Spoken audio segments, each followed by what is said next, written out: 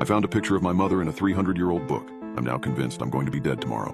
This is a 300-year-old book, the librarian told me. Please don't damage it in any way, otherwise you will be in all sorts of trouble. I will be back in half an hour to collect it. I hope you find what you need.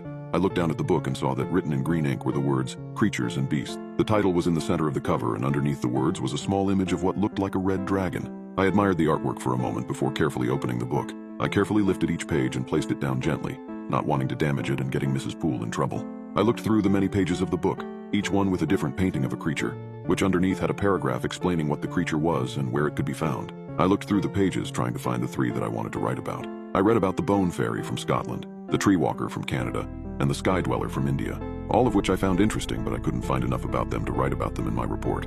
I kept on turning the pages of the book, and when I turned the page and read the words, The Alluring Harpy, and that was when I saw it. The Alluring Harpy was a winged woman that had long claws at the end of her arms. She was wearing a light purple dress with her wings sprouting out the back of it. She had a seductive smile and eyes that looked inviting. It looked like the sort of creature you would find in a book about ancient mythical creatures, and normally I wouldn't think anything of it, but there was something about this picture. The face of the harpy was the face of my mother. I don't mean they looked similar or bared a resemblance. I mean they looked exactly identical. I was looking at a painting of my mother. I sat staring at the photo for maybe a minute or two, but my stare was broken when Mrs. Poole returned and said to me, I'm really sorry, but I'm going to have to return that book now. The curator is here and I can get into a lot of trouble for allowing you to read this book. She then went to grab the book off of the table and return it. I hadn't read about the Alluring Harpy yet, and so I quickly begged Mrs. Poole to give me one more minute to read about it, but she said that it wasn't possible. She said that she could take a photo of the page for me though, and I could collect it the next day. I told her that that would be great and that I would be back the next day to look at the photograph. She then took the book off of the table and walked it over to the locked door. On the way out, I looked back at the library and thought about what I had seen. I knew that it was probably just a coincidence that my mother looked exactly like the picture of the harpy, but at the same time I thought that it was too similar to not have any connection to my mother. As I was walking home, I was plagued by thoughts of my mother and the harpy. I couldn't get it out of my mind. I didn't really want to see my mother when I got home because she would know something was wrong and she would find a way to get me to talk about what I had seen. So I was disappointed when I arrived home and saw my mom's beaten up Toyota sitting in the driveway. I slowly walked inside, trying to avoid my mom and go to my room that I share with 4 of my brothers. I walked in through the front door and standing right there in the hallway was my mother. Good afternoon, she said to me. How was your day today? I looked down at my feet and answered that it was a good day. I then tried to excuse myself to go to my room, but she stopped me. She knew something was wrong. She asked if everything was okay. I told her that it was. I don't know why I was so nervous around my mother now. Just because I had seen the picture didn't mean it was her. That was just crazy. My mom would have no idea about any harpy, and I knew that I was just being silly, but still, I couldn't help but feel nervous around her. Are you sure that everything is okay today? You seem different, like you were nervous about something. My mom said to me again, trying to get an answer out of me. I stood there for a moment before I began to speak. Yeah, everything is okay today, Mom, I replied. I just have a history report due soon and I am not too sure what to write about. Oh, I can give you a hand with it if you want, she offered. I then decided to explain about the assignment and tell her about a few of the mythical creatures that I had seen in the book. She told me she didn't know much about that sort of thing but would try and help me anyway. I told her about the Bone Fairy and about the Sky Dweller. I didn't really need help with these, but I was building myself up to mentioning the Alluring Harpy. Eventually, I did manage to mention it. As soon as the words the Alluring Harpy exited my mouth, I saw the look in my mother's eyes, the look of fear, the look someone gets when they have been caught out. Never heard of this creature? Mom finally managed to say. Sounds interesting though. I told her that I didn't know much about it, but I wanted to know more. She then told me that if I didn't know much about it, then maybe I shouldn't write about that creature. She then flashed me a sweet smile and her eyes almost sparkled at me. I suddenly felt a lot more comforted. I realized how stupid I was being and that there was no way that there was any connection between the harpy and my mom. Mom then lightly touched me on the shoulder, and I felt a warmth run through my arm and all of my worries of before were now vanished. My mother then excused herself and told me that she had to get dinner ready. She left and went to the kitchen to begin cooking. As she walked off, I could have sworn I saw a slight bulge under the back of her top, right where a wing could have been, but I quickly dismissed this as my eyes playing tricks on me. The next day I was riding my back home from school when I suddenly remembered the photo that Mrs. Poole was going to take of the book. I had almost completely forgotten about it, like it had been wiped from my memory, but I remembered at the last minute and decided to head to the library to get a look at this photo. I made it to the library and was greeted by Mrs. Poole, who when she saw me reached into her pocket and pulled out a small photograph. She handed it to me, and I saw that it was the picture of the page I wanted to read. It was hard to read because the photo was so small, but I managed to read what it read. It read as follows. The Alluring Harpy is a dangerous beast. It uses the power of love and desire to get what it wants, and what it wants is to spread its evil across the world. The harpy will disguise itself to look like a human woman, but it actually has sharp claws, sharp fangs, and wings. The harpy will use its powers of seduction to seduce men, where it will then try and reproduce with these men. Its powers of seduction often come from their beautiful smiles, their enchanting eyes, and their soft touch.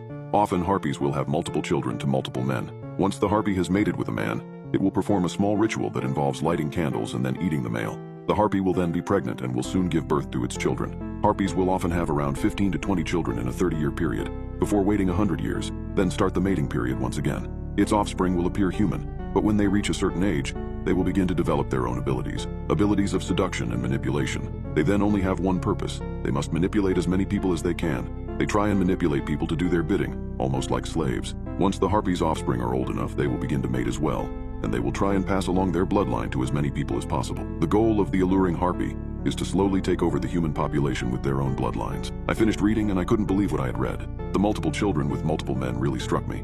I also was concerned about the harpy's smile and touch, as this was something that I had experienced the night before with my own mother. Her touch had seemed to make all my worries disappear. Maybe these are all coincidences, and I am just worrying about nothing. Or maybe I am one of the offspring, and I am yet to fulfill my purpose. I really didn't know what to think, so I just stood there in the middle of the library clutching the photograph of the textbook. "Is everything all right, dear?" Mrs. Poole said to me, looking concerned because I hadn't moved for a little while. I took a second to process what she said, but once I had, I answered that everything was all right, but I needed to get going now. I handed back the photo to Mrs. Poole and thanked her for getting it for me. Then I headed out of the library door and began to make my way home. So many questions swirled in my head on the walk home. Questions I wasn't even sure I wanted the answers to.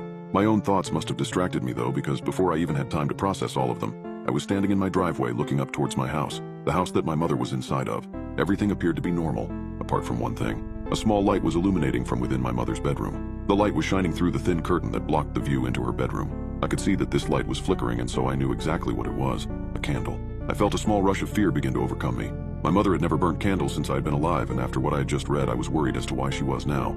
I slowly walked down my driveway and to the front door, trying to stay as quiet as possible.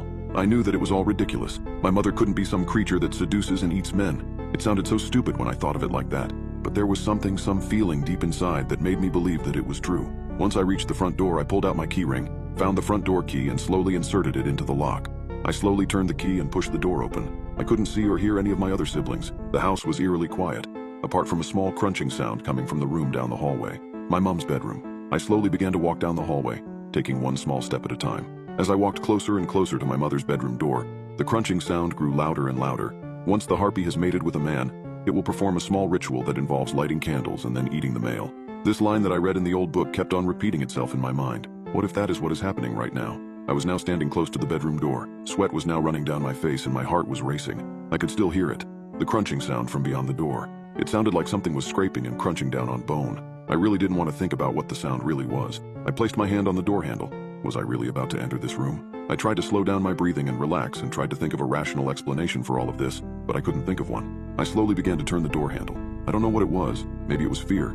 Maybe it was the loud snapping sound that I heard as soon as I began to turn the handle. But something made me stop and let go of the door handle. I left the door closed and began to walk away. I think I just didn't want to know what was happening on the other side of that door. I went to my room and put in some headphones to try and block out any noise that may be coming from my mom's bedroom. I didn't really sleep that night, only a few minutes here and there. The thoughts of my mother and the harpy occupied my mind. Eventually, though, it was morning and I must have dozed off because I was awoken by my mom entering the room. "Good morning, darling," she said to me, her voice bright and cheerful. "I have some excellent news for you. You are going to be a big brother. I am pregnant."